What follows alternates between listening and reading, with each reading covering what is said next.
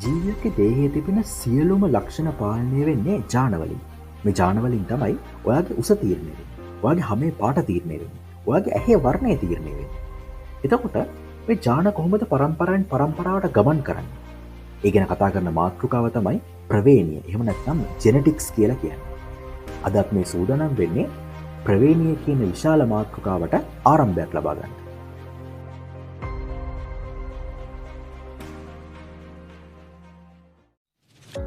මේ රූපේ තියෙන්නේ සමජාත වර්ණදේහ යුගලක්. සමජාත වර්ණදේහවල එකම පතයක එකම ජානයේ පිහිටලා තිබෙනවා. උදාහරණයක් විදිහට මේ රූපයේම එකම පතයක් කඩිරිවලින් නිරූපණය කරලා තියෙද්දි ඒ එකම පතේ තිබෙන ජානය එකම වර්ණයකින් හඳුන්වලා දීලා තිබෙනවා බලන්න පුළුවන්. උදාහරණයක් විදිහට කොළ පාටින් හඳුන්වලා දීලා තිබෙන එක ජානයක්, ලා නිල් පාටින් හඳුන්වලා දීලා තිබෙන තව ජානයක්.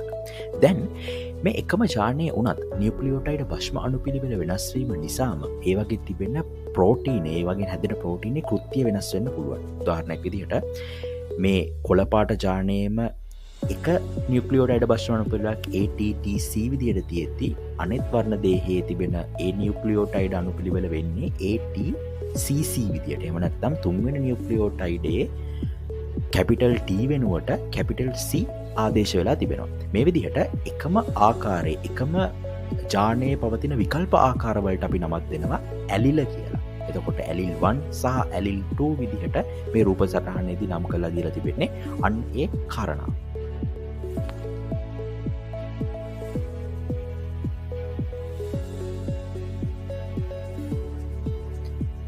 දැන් අපි කතා කරලා බලමු මොකක්ද මේ ප්‍රමුඛ ඇලිලයක් සහ නිලීල ඇලිලයක් කියන්නේ කියලා.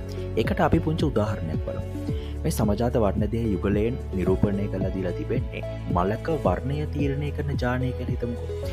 ජානයක් නම් එකම පතයක පිහිටන්න ඕන. එතකොට සාමාන්‍යයෙන් ජානයකට ඇලිලාකාර දෙකක් තිබෙනවා.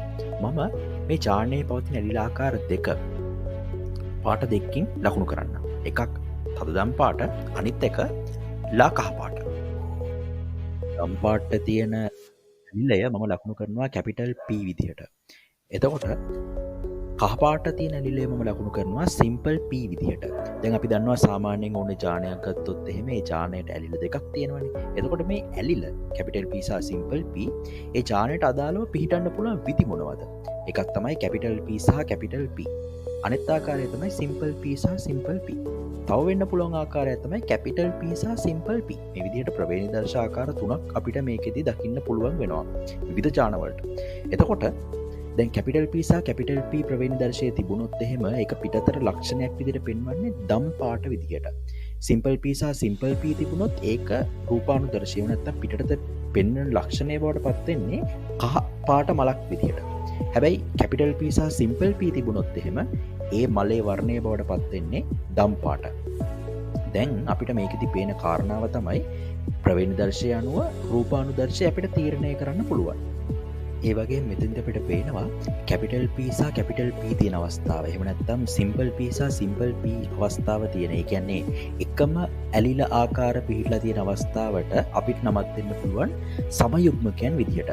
ඒ වගේම තමයි කැපිටල් P සහ සිම්පල් P වගේ වෙනස් ඇලිල ආකාර දෙකක් එකට පිහිටලා ජානයක තියෙනවා නම් ඒ අවස්ථාවට අපිට නමක් දෙන්න පුළුවන් විෂම යුග්මක කියලා. මේ විදිහට දැන් අපිට පේන දේ තමයි විෂම යුග්මක අවස්ථාවේදී වර්ණය තීරණය වෙලා තියෙන්නේ දම් පාටට අදාළ ඇලිලයට ඕන විදිහට.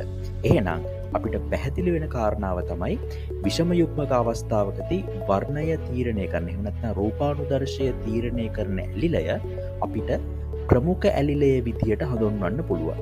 ඒ වගේම තමයි රූපානුදර්ශය තීරණය නොකරන අවස්ථාව, කියන්නේ විෂම යුග්මක අවස්ථාවේදී රූපානුදර්ශය තීරණය නොකරන ඇලිලයට අපි නිලීන ඇලිලයේ විදිහට හඳුන්වන්න පුළුවන්.